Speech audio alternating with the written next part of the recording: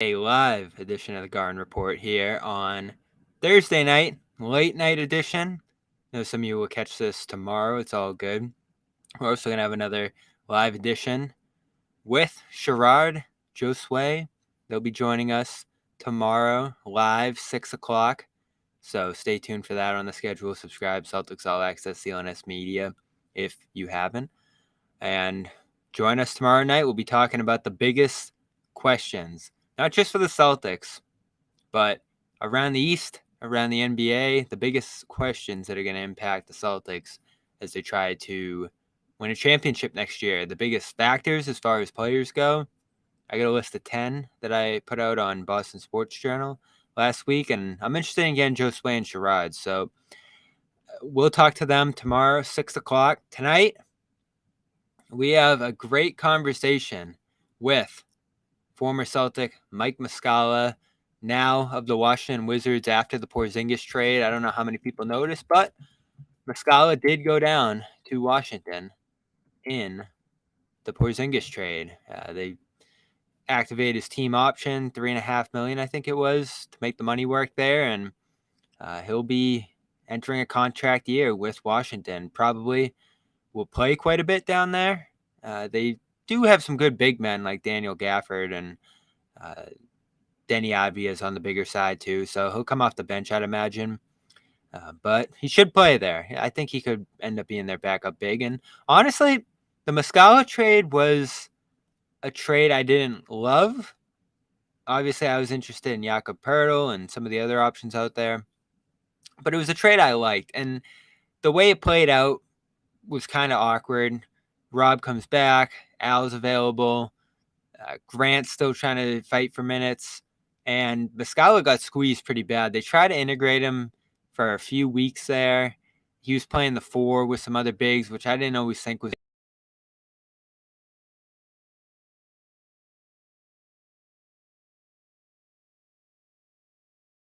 And he had that big debut, if you remember.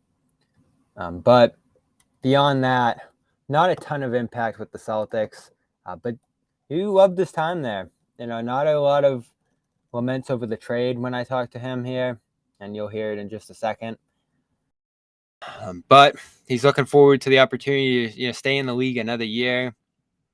Help a team that, again, he's going to be able to play quite a bit for here. But that's not why I called. I wanted to hear his perspective on the Celtics' new top assistant, Charles Lee, who's going to be Joe Mazzulla's top man on the bench this year, the chief reinforcement on that assistant coaching staff that many discussed had many Ime Udoka hires, numerous coaches who would move on after the year, and overall scrambled going into the season to come up with a plan and a direction for the 2023 year. And all things considered, again, for the coaching staff, I think they did a pretty good job.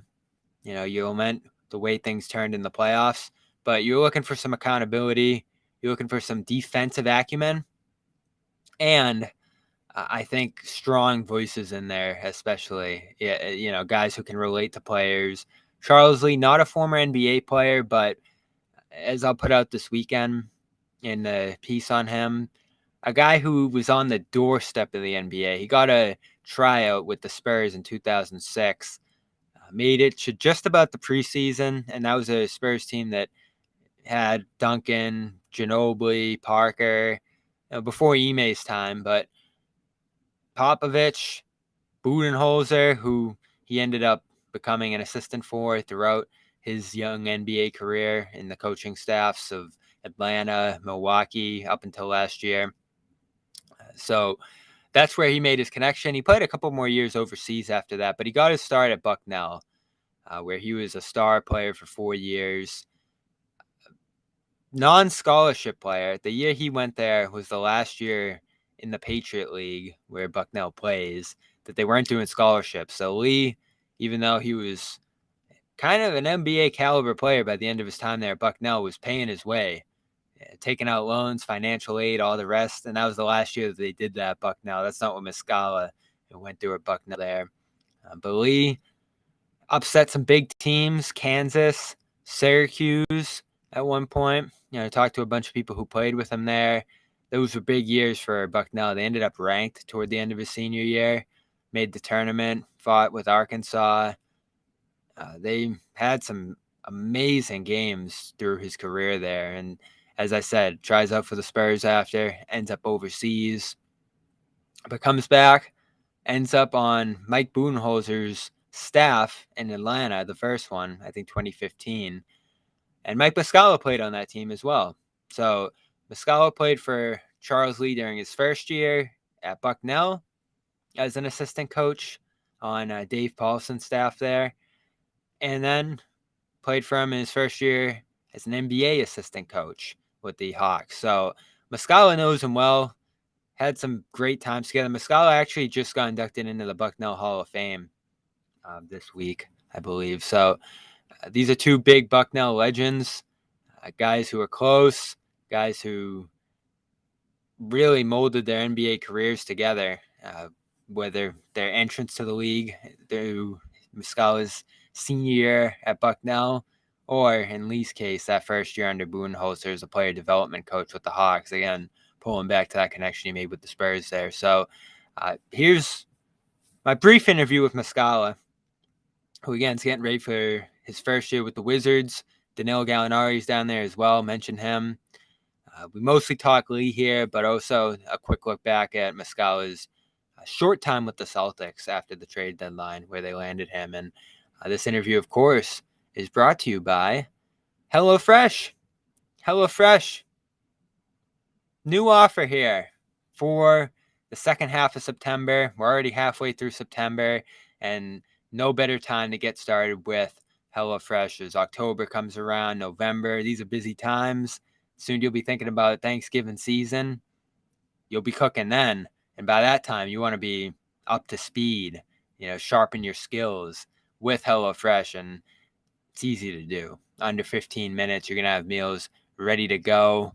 They go to your doorstep. It's convenient, easy, fun, and affordable. That's why it's America's #1 meal kit. Kick off fresh fall routine with HelloFresh. They handle all the meal prepping, shopping to deliver everything you need to cook up a tasty meal right at home, and they do the hard part, and you get to take the credit. Again, Thanksgiving time, you'll be a pro. New season calls for new meals, and they have a fresh fall lineup of delicious dinners to choose from. Take your pick from 40 weekly recipes that suit your lifestyle, from veggie to family-friendly to fit and wholesome. Again, that's why I love HelloFresh. Customizable, affordable. You don't have to go to the grocery store. That's a big one. And going out to eat, forget about it.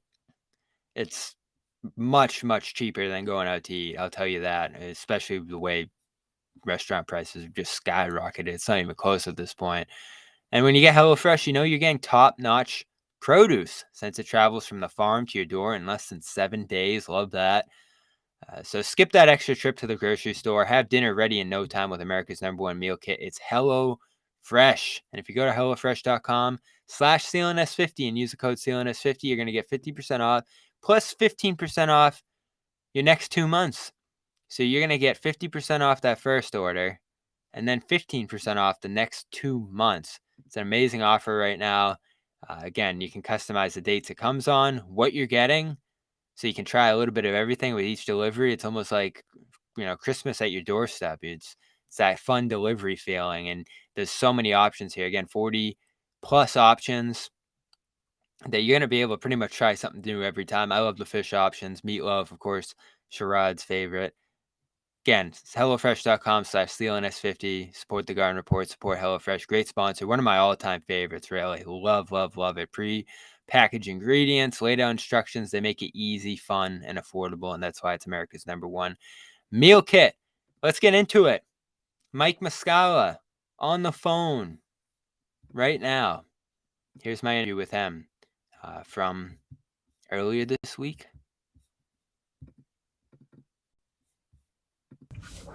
Yeah, man. I always loved his energy, and obviously I knew he was a great player from Bucknell.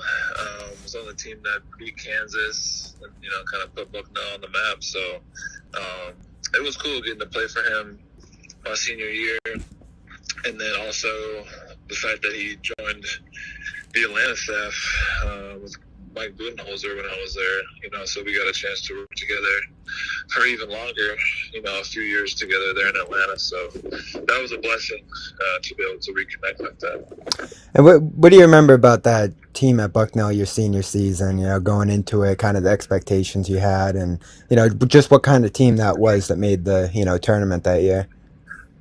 Oh, yeah, that was, for me, that was, the other seniors on the team, Bryson Johnson, Joe Willman, Colin Clebon, we had a good first 3 years there and felt like that senior year was kind of everything for us, And then obviously CJ McCollum played for Lehigh.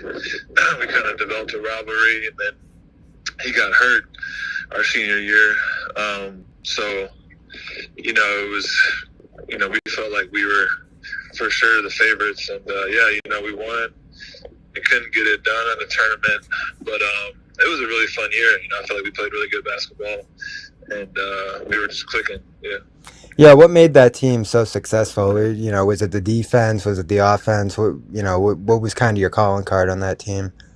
It was both. I feel like the coaches there, they did a great job just making us better as players. We had good practice habits. We were accountable, defensively.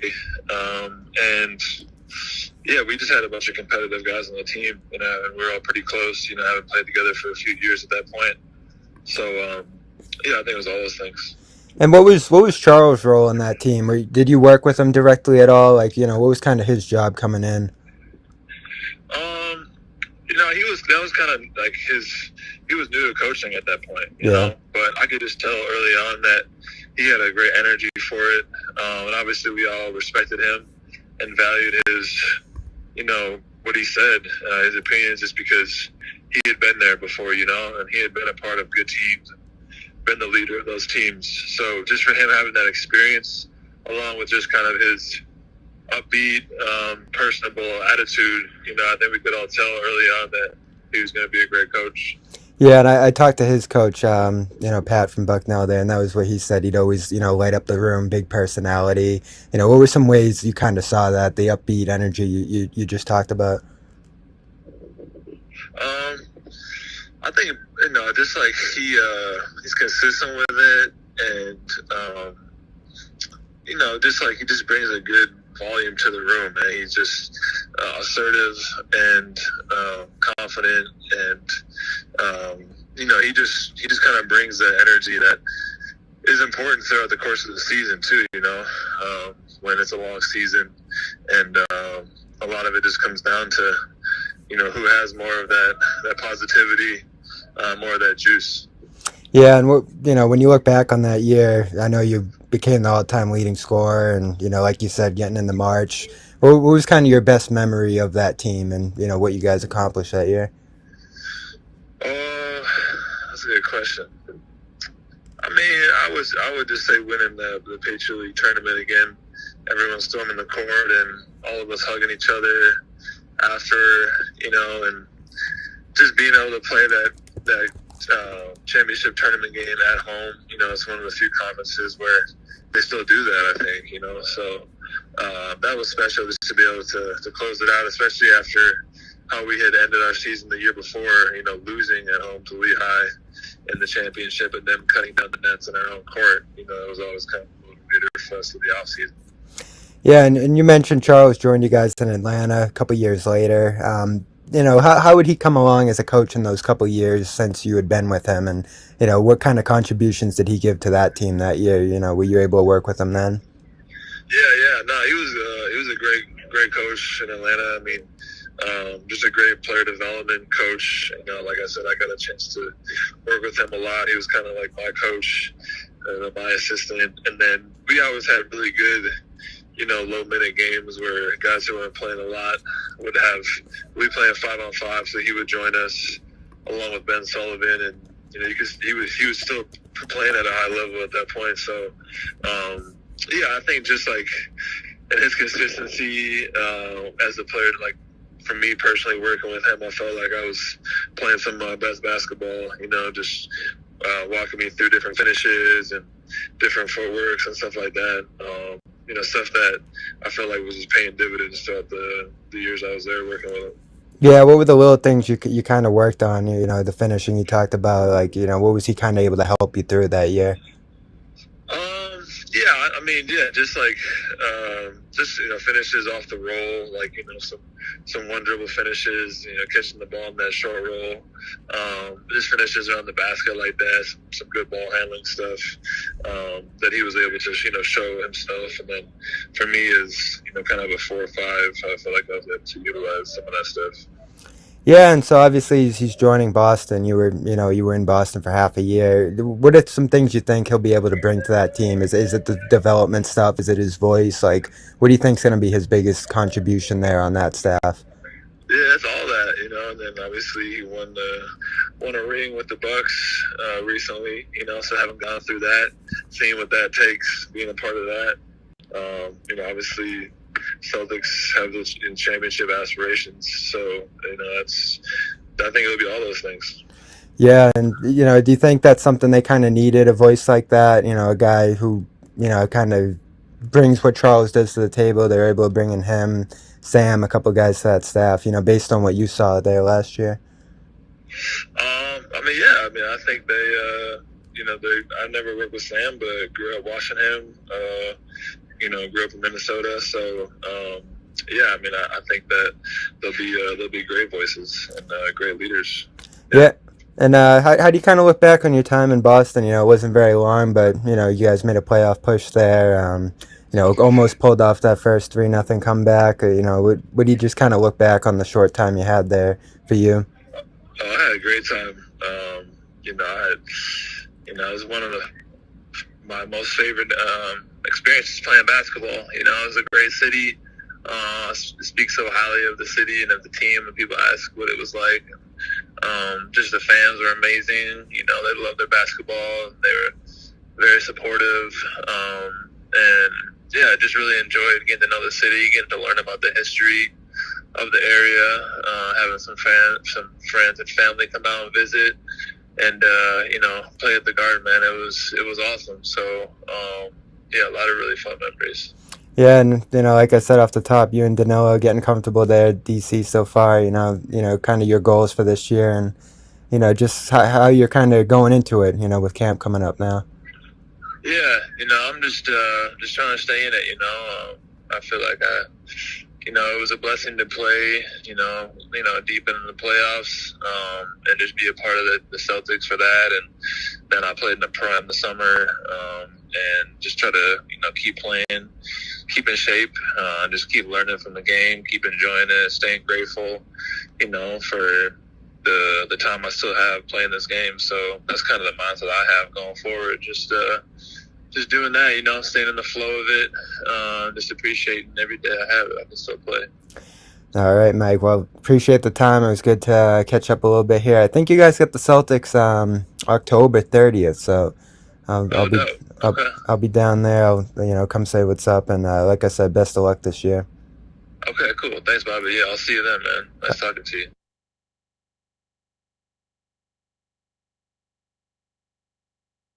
So there it is, Mike Muscala. Appreciate him jumping on the phone down in Washington.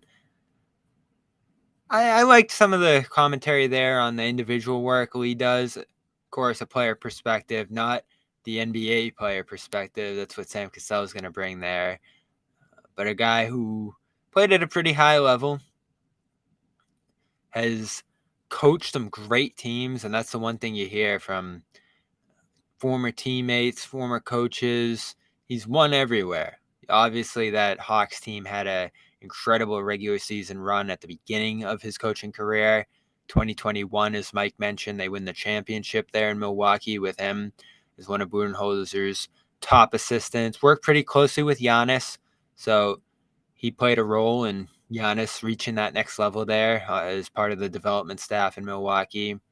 Sure, he'll play a similar role with Tatum, with Brown, a wing player who has some size to work with those guys. I remember Mike Moser, who was one of the taller, longer development guys on Ime Udoka's and Joe Mazzulla's staff last year, was always the guy guarding Tatum and playing one-on-one and trying to make it tough on him in practice. Of course, Lee's going to bring more schematically than a lot of those guys did.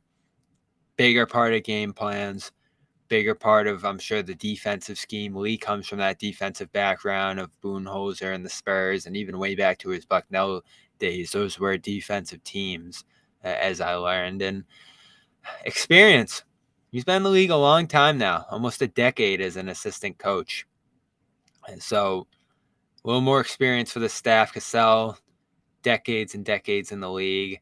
I think these moves, as much as the Porzingis trade, big headline for the offseason, some minor moves to fill in the gaps for what they lost in Smart and Grant, supplementing the coaching staff, not only for assisting Joe, but pushing Joe, bringing new perspectives to Joe, as he's talked about.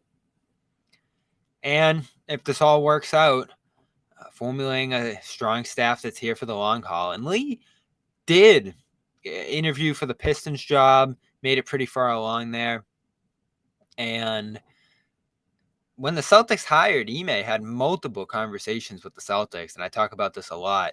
This is a guy who was pretty high on their list last time that they were looking for a head coach. So again, to get him as a top assistant here when he had head coaching aspirations in Detroit, in New Orleans, I thought it was just a massive addition. I know everyone's excited about Cassell, the former Celtic, and what he's done as an assistant coach with Doc and on the 2008 championship team. The toughness he talked with, that was one of my favorite interviews of the year, was talking to him out in Vegas. I understand all that, but Lee might be the guy who proves most consequential in this team going forward, whether it's as being that final piece of the staff that they needed, or again, really pushing Joe here. The team does struggle. I think you get the best of both worlds in that sense. But he, of course, comes here looking to contribute alongside Phil Pressey, several other staff members back with the Celtics here. And of course, you'll be able to read more this weekend when my feature on Lee comes out. Talk to a bunch of former teammates, a bunch of coaches. So excited to shed some light on what he will bring to Boston. And excited to meet him. We're just a couple weeks away from the start of camp here. I want to say Media Day, for those interested, will be 2 weeks from Monday. So what are we talking? 15, 16, 17, 18 days from Media Day? I love it. This has been the most dead August you can imagine into September. It's just Lily talk, Harden talk, going over and over again about these additions to the Celtics, and appreciate you all tuning in, because we gotta keep it rolling here. We don't just stop recording in the off season, the late stages of the off season. We gotta bring you the content, and you guys gotta support. So appreciate all that. Of course, what is rolling along right now is NFL football. And this is, I can't stress enough, the last days of this offer. In fact, you might be done by this weekend, I want to say, with this offer. It's FanDuel's best yet. Their official sports wagering partner. And right now, when you head over there, deposit $10, bet $5 on anything. Thursday night's rolling along right now as we talk. Plenty of games on Sunday. That Patriots line looks more and more intriguing as the public just goes wild on the Dolphins. Moved to +3 last time I looked here for New England at home. Should have covered that Eagles game. I picked the Eagles in that one, so I guess I'm 1-0 on my picks here for you guys, but don't feel great about it. If they kicked a field goal or cashed in late like they should have, would have been a nice Patriots cover and potentially even win for those who felt good in that opener. They fought hard. The defense looked great. You got to like their chances to keep it close against Miami. Now, within 3, we'll see. They need a win, though. There's no moral victories 2 weeks in a row to start the season. So if you like them to bounce back, beat a Dolphins team that feels pretty good coming off a win against the Chargers out west, go there, bet $5 on that, just $5, and you're going to get $200 in bonus bets.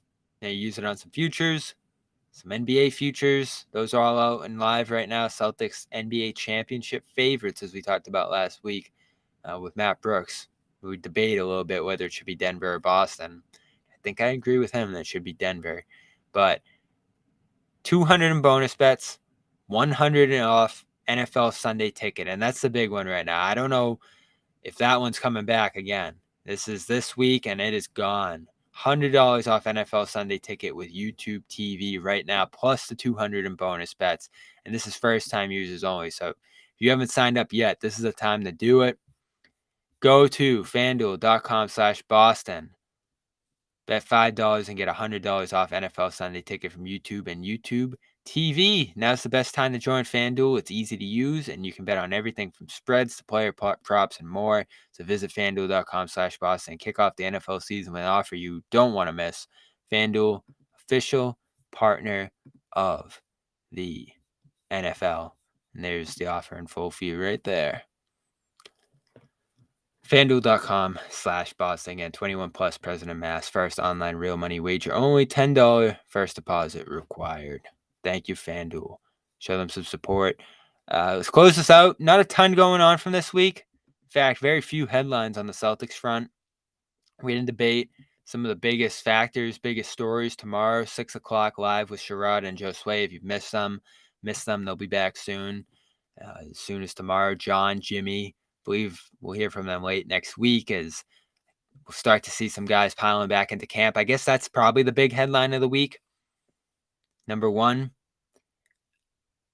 Banton, Pritchard, Horford, Robb, Shvi Mihailuk now in Boston. Jay Scrubb, J.D. Davison both there as well. Sam Hauser, Luke Cornett back in town. So more and more Celtics visible at the facility there. I don't know if I mentioned Pritchard. He's there too. So you're waiting on Tatum, Brown, Porzingis. I'd have to imagine will be back next week. They just went to Latvia to celebrate the 5th place finish, top 5 finish in the World Cup. Big score for Latvia, as we've talked about on different podcasts here. They could potentially make the Olympics next summer in Paris, and not many teams do that. Be the first time ever for Latvia. So they went back, celebrated that. I'm sure he'll drop into Boston next week. You're waiting on Brogdon. Again, my biggest question going into camp, the health of Brogdon, where he's at. You've heard that it's a healing process a little bit right now off the trade. There's nothing I'm looking to. Everyone's looking for Porzingis and the plantar fasciitis. That'll get better. He'll be able to figure out how to treat and play through that and sustain with the amount of time that's available now before the season actually starts. Where's Brogdon at? Because last time you saw him, didn't look like he could even shoot the basketball in that series. And we've heard optimism from Joe, Brad, all the Celtics brass that he'll be good to go. No surgery required. Let's see. So no video of him there. Hasn't arrived at the facility yet. Again, not abnormal. Tatum and Brown. You saw some pictures of them on Instagram working out. And I think it's LA with Pierce. Yeah, Pierce lives out in LA. They're in LA. Still getting after in the gym. Love to see that. We talked about that a couple weeks ago with Josue. Awesome. Can't beat that. Get on the same page. Be in the same gym. Be doing the same drills. Brown even, I think, benefited from a session with Hanlon at least there while Tatum was present. So love it. And they're both there talking to Pierce, connecting with the Celtics legend, who I'm sure has plenty of stories and perspectives to tell them. We talked about this with Josue. There's just no downside to doing what they're doing out there. Love it. We've been crying for this for years. Maybe they did it behind the scenes and there wasn't as much publicity about it. And at the end of the day, they have plenty of time together during the regular season. But the effort, the optics, the conversations allowed by that time together, I just can't stress it enough. It sets a serious tone for the season. It addresses the fact that these guys have stuff to continue to work through here. And Tatum talked a little bit about that in his interview with Jeff Goodman that we had on here on the podcast, a big interview that dropped with the Messenger last week, where Tatum said a lot of things that make you feel good going into this year. Now, on the leadership front, not as embracing. Said he's going to continue to lead his own way and use his voice in the manner and style which he always has, which isn't necessarily a wrong thing. But as we've talked about with Smart, one of the biggest reasons they made that move, I think, is to propel Brown and Tatum up the hierarchy as leaders, make their voice more prominent and crucial and central to the locker room. So it has to get a little bit louder, has to get a little bit more consistent. And as Tatum said in the interview, there's ways he does it behind the scenes that no one sees, which you always have to factor in there. But I do think it's an ever-evolving process for those two in terms of using their voices, holding guys accountable, holding themselves accountable, which they've both gotten much better at, I think, and send this team back on the right path when they fall off the tracks, because that's going to be their primary responsibility along with the on-court stuff this year. Horford can only do so much, especially if he's moving to the bench and playing less this year. Grant's gone. Even Blake seems gone, which was a big story last week. So it's crucial. Those two speaking up, being on the same page, figuring out how to run stuff on their own too, being connected. That's the big, big one. And Tatum said, people say it's my turn, your turn, and I don't think so. You do see it, the way they go in waves sometimes, quarter to quarter. The passing stats sometimes being off with them each night in terms of how often they connect. And even just the passing sequences of 4 or 5 guys touching the ball in any given possession. You want to see more of that. And it's one of many areas I'm looking to with Brad, with Joe rather, Brad, Charles coming in, Sam Cassell. Are they able to prioritize more things like that, the multiple layers of passing? We've had plenty of debates with Joe in these press conferences in the deep stages of the postseason. Quick shot or layers of ball handling and extra passes and finding the next best shot. He favored the quickest shot last year. Did that always work out? I think there were reasons that were valid behind it. But how does he grow and evolve, see what works and what doesn't work? That's something he also talked about last time. We had Joe in front of the microphones. And before long, he'll be doing so again at training camp. Just a couple more weeks, as we talked about here. That's all for now. The only other thing, we reported Taylor Funk joining the fold here. So make it 18 players out of the total of 21 that the Celtics can have. And with the Exhibit 10, he'll probably be waived and play for Maine this year. Two-way slot is open. They got DJ Stewart, who's probably the favorite to sign to that. But that does remain unfilled for now. I think you have to sign a 15th rosters player by that rule that added the third two-way spot. So that might be why they're waiting on that, would be, if that's the case. Lamar Stevens still being linked to them. No, Mike Muscala reported that. Don't know if that's old interest or not. They've been connected to TJ Warren, a bunch of other wings at this point, but you have to think Mihailuk was that wing they were looking for when they signed him. One spot is open here. Not Blake for now. Still waiting on waivers with other teams. Spurs, Thunder, others have to get their rosters down to 15 by the regular season. Thunder, I think, had as many as 20 just a couple weeks ago before they made moves on a guy like Garuba and Ty Washington. So they have cut downs still to come. I think the Celtics are going to hold out, wait on that. That's been reported. And that's where things stand. Getting slow. It's killing me. Want to get back to camp. Want to get back in action here. We do potentially have another interview coming this weekend. For those of you who just joined it, front half of the show, we talked to Mike Muscala, who talked a little bit about his time in Boston, but mostly Charles Lee, the new assistant coming in. So go check that out if you missed it.